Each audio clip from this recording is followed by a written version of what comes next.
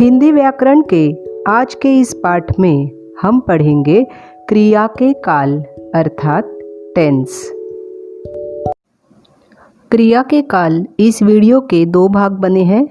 पहले भाग में काल, काल के भेद और वर्तमान काल के उपभेद पढ़ेंगे। इस टॉपिक पर आपको दो तरह के प्रश्न पूछे जाते हैं। पहला काल पहचानिए और दूसरा होता है सूचना के अनुसार काल परिवर्तन कीजिए। तो ये दोनों प्रश्न प्रकार भी हम पढ़ेंगे। अब पढ़ते हैं क्रिया के काल।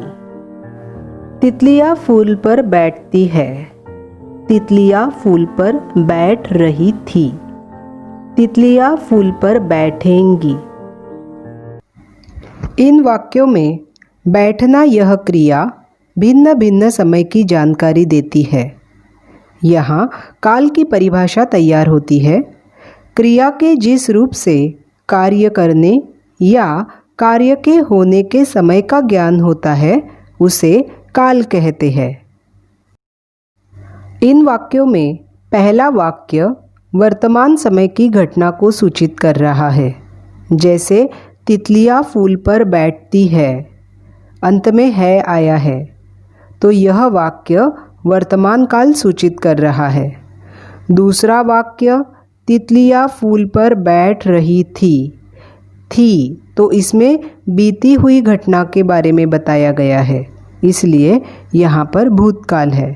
तो तीसरा जो वाक्य है वह भविष्य में होने वाली घटना के बारे में बता रहा है, जैसे तितलियां फूल पर बैठेंगी, मतलब अभी ये घटना होने वाली है, तो इसलिए यह वाक्य भविष्यत काल का वाक्य है। इससे पता चलता है कि काल के तीन भेद होते हैं: वर्तमान काल प्रेजेंट टेंस, भूतकाल पास्ट टेंस और भविष्यत काल फ्यूचर टेंस। इन तीनों प्रकारों के सामान्य, अपूर्ण तथा पूर्ण ये उपभेद होते हैं। सबसे पहले हम पढ़ते हैं सामान्य वर्तमान काल, सिंपल प्रेजेंट टेंस। सामान्य वर्तमान काल के वाक्यों में क्रिया के पूर्ण होने या अपूर्ण रहने का बोध नहीं होता। सामान्य वर्तमान काल में कार्य बोलते या लिखते समय ही शुरू हो जाता है। मैंने यहाँ पर कुछ वाक्य लिखे हैं, जैसे राम पत्र लिखता है, वहाँ से मोटर आती है, पिताजी खुश होते हैं। देखिए, इन वाक्यों का निरीक्षण कीजिए। आपको क्या समझ में आ रहा है?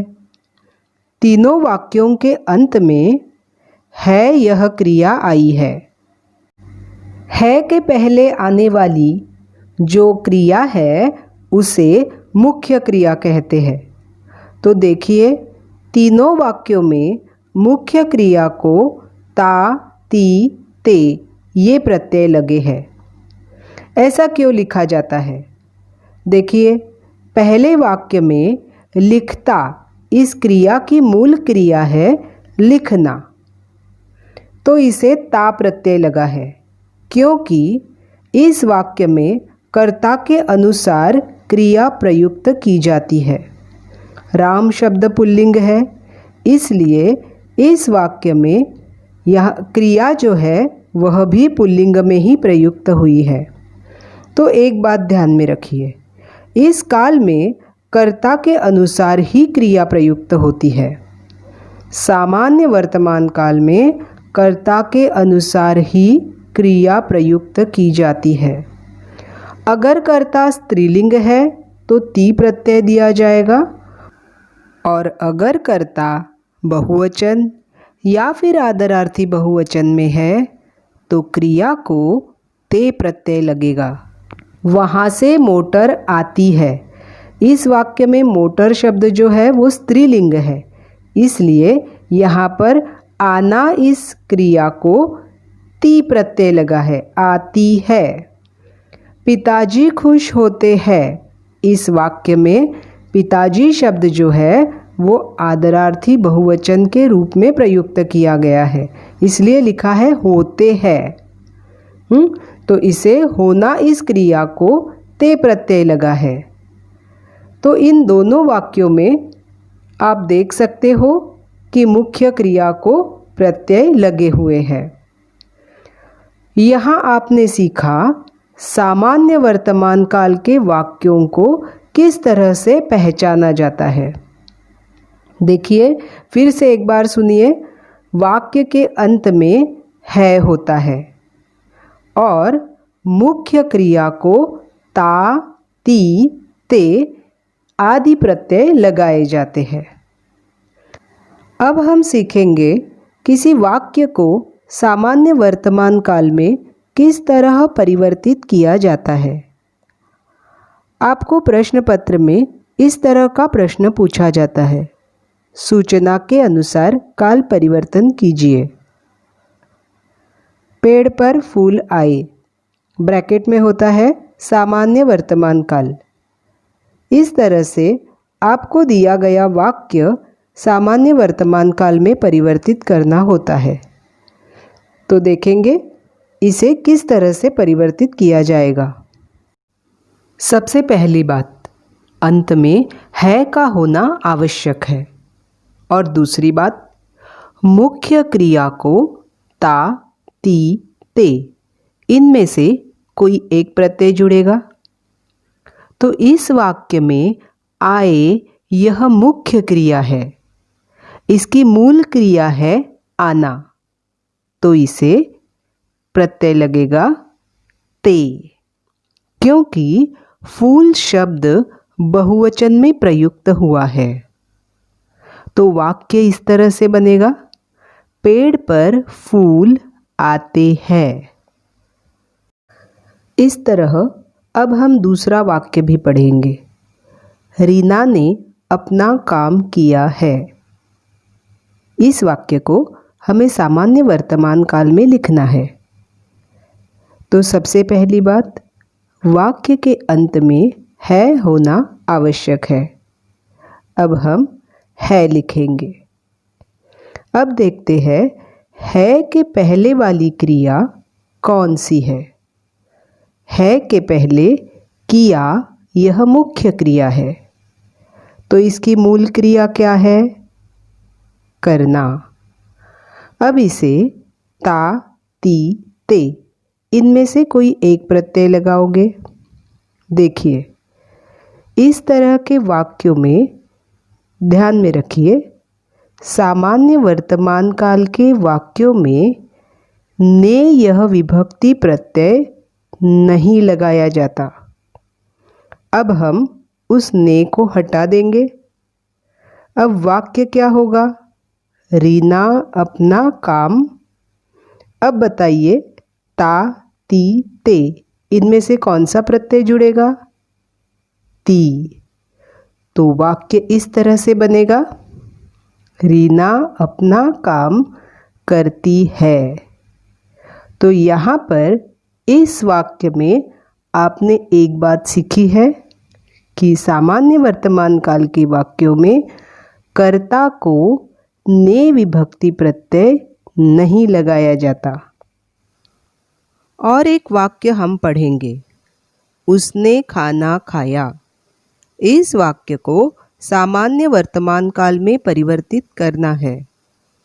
इस वाक्य में उसने सर्वनाम है, तो अब हमें पता है कि संज्ञा तथा सर्वनाम या फिर कर्ता के बाद ने नहीं लिखते। तो अब हम क्या लिखेंगे? आइए देखते हैं। सबसे पहला नियम, अंत में है का होना जरूरी है, तो फिर है लिखेंगे। फिर खाया, इस मुख्य क्रिया की मूल क्रिया को ता, ती, ते इनमें से कोई एक प्रत्यय लगेगा। अब उसने शब्द से स्त्रीलिंग या पुल्लिंग का कोई बोध नहीं होता, तो आप ता या ती इसमें से कोई भी एक प्रत्यय लगा सकते हो। तो हम लिखेंगे ता प्रत्यय। अब बनेगा खाता। अब ने इस विभक्ति प्रत्यय को हमने पहले ही हटा दिया है। उस इस सर्वनाम का एक वचन रूप प्रयुक्त होगा वह। अब वाक्य बनेगा वह खाना खाता है। अब देखिए, इस वाक्य में मैंने आपसे कहा कि आप ता या ती इनमें से कोई भी एक प्रत्यय लगा सकते हो, लेकिन ते यह प्रत्यय क्यों नहीं लगाएंगे? देखिए, वाक्य में कर्ता उसने यह शब्द एक वचन में है। अगर वाक्य ऐसा होता उन्होंने खाना खाया, तो इस वाक्य में उन्होंने शब्द बहुवचन में या फिर आदरार्थी बहुवचन में होता। तो हमारा वाक्य सामान्य वर्तमान काल में किस तरह से होना चाहिए था? सबसे पहली बात, वाक्य के अंत में है लिखेंगे। मुख्य क्रिया को ते प्रत्यय जुड़ेगा क्योंकि कर्ता बहुवचन में है। हम लिखेंगे ते खाते। उन्होंने इस सर्वनाम का आदरार्थी बहुवचन रूप होगा वे। तो वाक्य इस तरह से बनेगा, वे खाना खाते हैं। अब हम पढ़ेंगे अपूर्ण वर्तमान काल, प्रेजेंट कंटिन्यूअस टेंस। देखिए, यहाँ पर कुछ वाक्य लिखे हैं।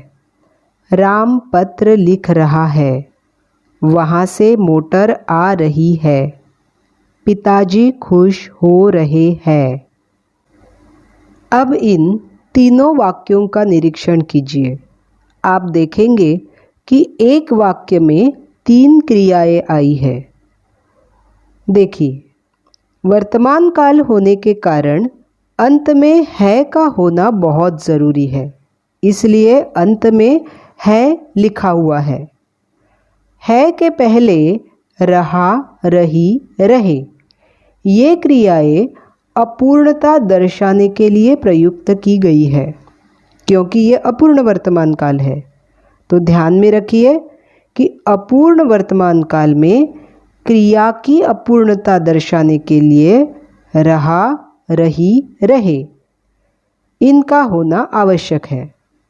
अब आपको मालूम हो गया होगा कि पुल्लिंग क्रिया के अनुसार रहा है इस क्रिया को लिखेंगे, स्त्रीलिंग क्रिया के अनुसार रही है इस क्रिया को लिखेंगे, और बहुवचन या फिर आदरार्थी बहुवचन के अनुसार रहे इस क्रिया का होना आवश्यक है।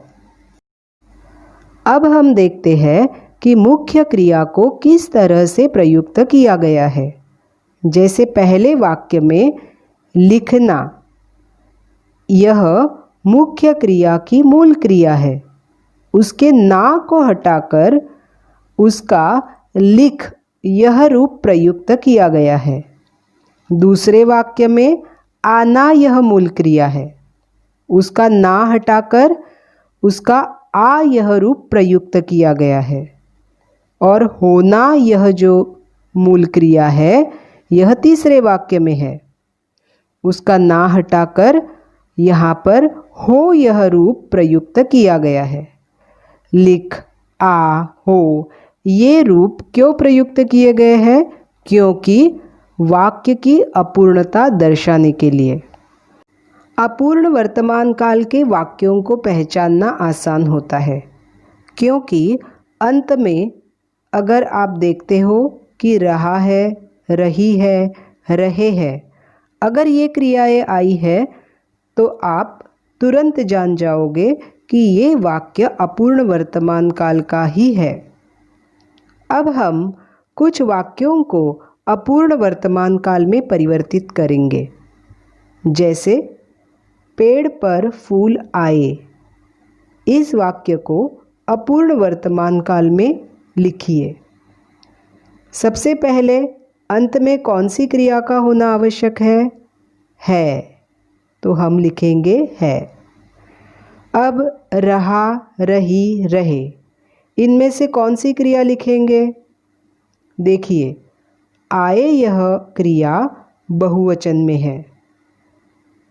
इस वाक्य में फूल यह शब्द बहुवचन में प्रयुक्त किया गया है। इसलिए रहे क्रिया लिखेंगे। मुख्य क्रिया का मूल रूप है आना। हाँ, तो आना के ना को हटा दीजिए तो बनेगा आ। पेड़ पर फूल आ रहे हैं। अब देखते हैं दूसरा वाक्य। रीना ने अपना काम किया है। अपूर्ण वर्तमान काल। देखिए, इस वाक्य को परिवर्तित करते समय कुछ बातें ध्यान में रखिए। सबसे पहली बात, अंत में है का होना आवश्यक होता है।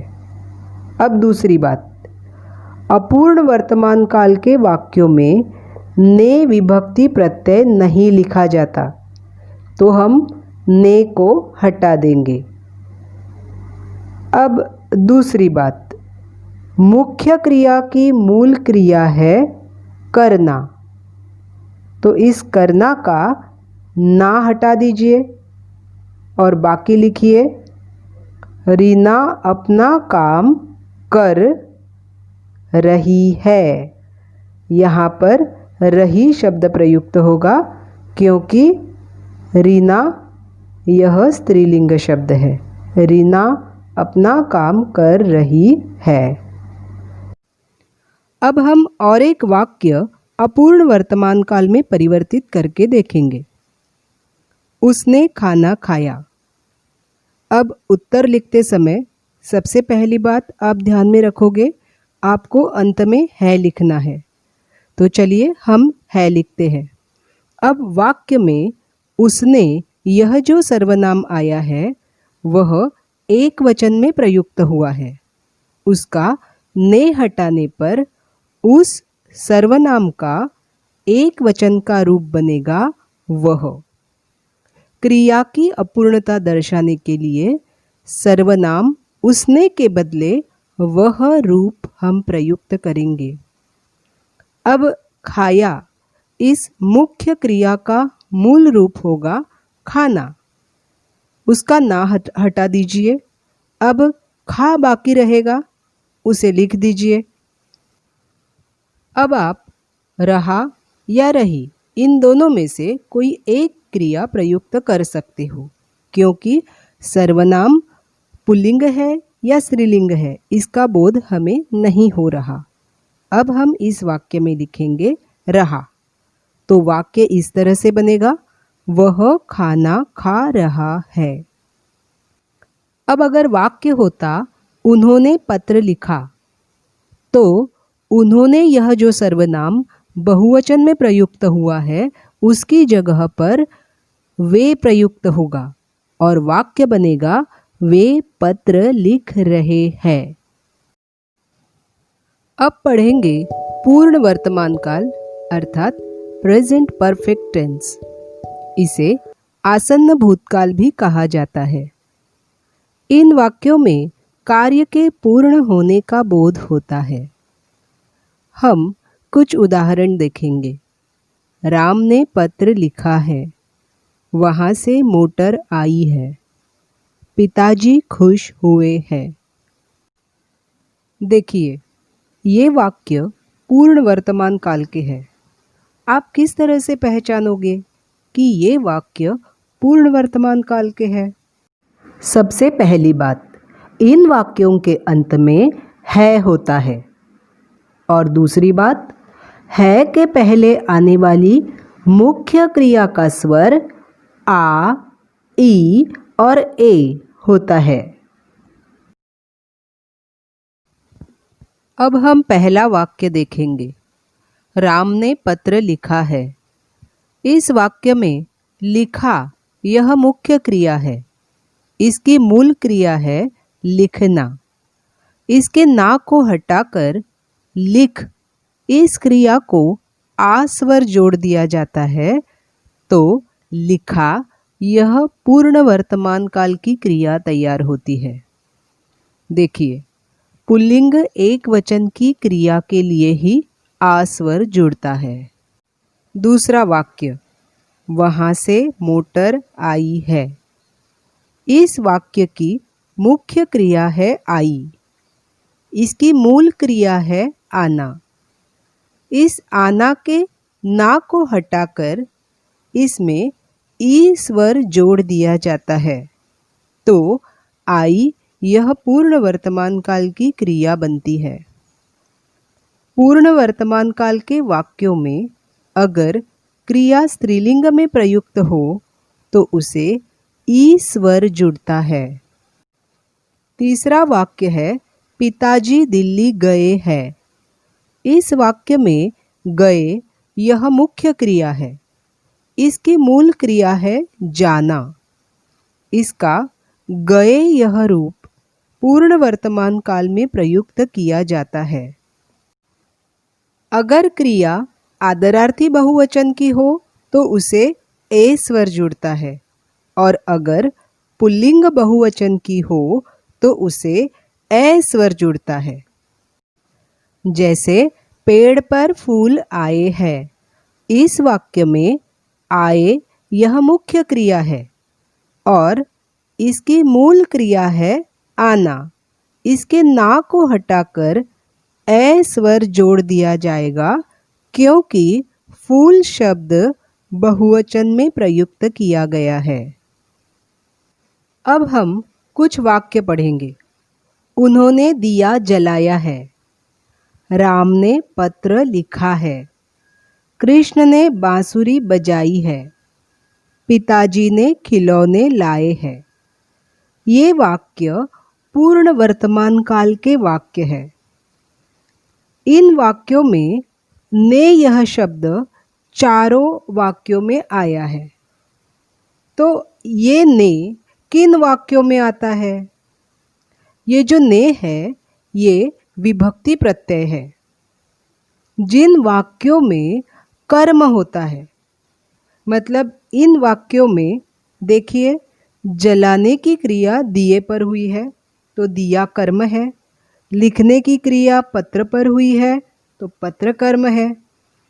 तीसरे वाक्य में बजाने की क्रिया बांसुरी पर हुई है और चौथे वाक्य में लाने की क्रिया खिलौनों पर हुई है। तो ये जो वाक्य है ये वाक्य सकर्मक वाक्य है। ऐसे वाक्यों को जब पूर्ण वर्तमान काल में लिखा जाता है तो उस वाक्य का जो कर्ता है, कर्ता की संज्ञा तथा सर्वनाम, इनके बाद विभक्ति प्रत्यय ने लिखा जाता है। सकर्मक वाक्य को जब हम पूर्ण वर्तमान काल में परिवर्तित करते हैं तो ऐसे वाक्यों में कर्म के लिंग और वचन के अनुसार क्रिया प्रयुक्त होती है। जैसे इन वाक्यों में दिया जलाया है तो जलाया जो क्रिया है वो दिए के अनुसार प्रयुक्त होगी। पत्र लिखा है तो लिखा जो शब्द है वो पत्र के अनुसार लिखा जाएगा। बांसुरी बजाई है तो बांसुरी के अनुसार उसकी क्रिया होगी। और खिलौने लाए हैं, खिलौने बहुवचन में है शब्द और वो भी पुल्लिंग शब्द है तो लाए यह क्रिया यहाँ पर प्रयुक्त हुई है। अब कुछ और वाक्य पढ़ेंगे। पिताजी दिल्ली गए हैं। वह सोया है। हम बैठे हैं।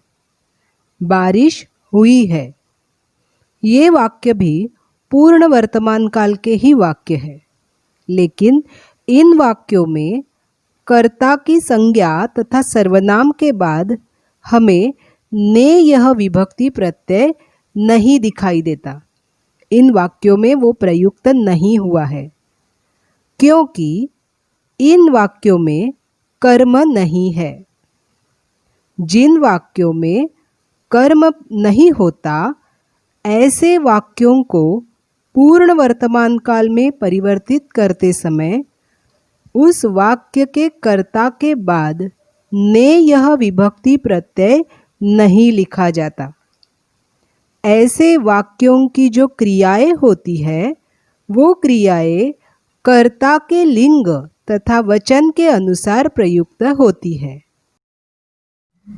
अब हम सीखेंगे कि किसी वाक्य को पूर्ण वर्तमान काल में किस तरह परिवर्तित किया जाता है। आपको प्रश्न पत्र में इस तरह वाक्य दिया जाता है, जैसे रीना गाना गाती है। इस वाक्य को पूर्ण वर्तमान काल में परिवर्तित कीजिए। सबसे पहले हमें देखना है कि वाक्य में कर्म है या नहीं। अगर वाक्य में कर्म होगा तो दो बातें ध्यान में रखिए। कर्ता के बाद ने विभक्ति प्रत्यय लगाना होगा और दूसरी बात, कर्म के अनुसार क्रिया प्रयुक्त होगी। इस वाक्य में कर्म है गाना और कर्ता है रीना यह शब्द। तो रीना के बाद हम ने लिखेंगे और जबकि गाना शब्द पुल्लिंग है तो गाती क्रिया पुल्लिंग कर्म के अनुसार ही बदलेगी। हमने पहले ही पढ़ा है कि पुल्लिंग क्रिया में आ स्वर जुड़ता है तो क्रिया होगी गाया। और वर्तमान काल का वाक्य होने की वजह से अंत में है का होना आवश्यक है। तो हमारा उत्तर होगा रीना ने गाना गाया है। अब दूसरा वाक्य, दिनकर जी कविताएं लिखेंगे। इस वाक्य को हमें पूर्ण वर्तमान काल में परिवर्तित करना है। सबसे पहले हमें क्या देखना होगा, वाक्य में कर्म है या नहीं। तो इस वाक्य में कर्म है कविताएं। अब कर्म मिलने के बाद कर्ता को ने विभक्ति प्रत्यय लगाएंगे। इस वाक्य में कर्ता है दिनकर जी। इनके बाद ने विभक्ति प्रत्यय को लिखेंगे। अब कविताएं इस कर्म से लिखना इस मूल क्रिया का लिंग तथा वचन निश्चित करेंगे। अब कविताएं शब्द स्त्रीलिंग बहुवचन में है तो लिखना यह भी क्रिया स्त्रीलिंग बहुवचन में ही प्रयुक्त करनी होगी कि स्त्रीलिंग क्रियाओं को ई स्वर जुड़ता है तो हम लिखेंगे लिखी। यह क्रिया स्त्रीलिंग बहुवचन की है तो मुख्य क्रिया पर भी अनुस्वार होना आवश्यक होता है। हमारा उत्तर होगा दिनकर जी ने कविताएं लिखी है। तीसरा वाक्य, वे गाड़ी चलाएंगे। सबसे पहले हमें देखना है वाक्य में कर्म है या नहीं। तो वाक्य में कर्म है गाड़ी। अब हमें दो क्रियाएं याद रखनी है। पहली, कर्ता के बाद ने विभक्ति को लिखना और दूसरा, कर्म के अनुसार क्रिया में परिवर्तन करना। तो अब इस वाक्य में कर्ता है सर्वनाम वे। वे यह सर्वनाम आदरार्थी बहुवचन में प्रयुक्त किया गया है तो उसका बहुवचन रूप लिखना आवश्यक है। ध्यान में रखिए कि सकर्मक वाक्यों में वे इस सर्वनाम का उन्होंने यह बहुवचन का रूप प्रयुक्त किया जाता है। और अगर इस वाक्य में अगर वह शब्द होता, वह सर्वनाम होता तो उसका उसने यह रूप प्रयुक्त होता।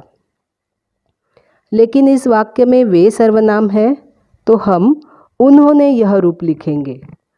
तो वाक्य कुछ इस तरह से लिखेंगे, उन्होंने गाड़ी। अब मुख्य क्रिया कर्म के अनुसार प्रयुक्त करेंगे।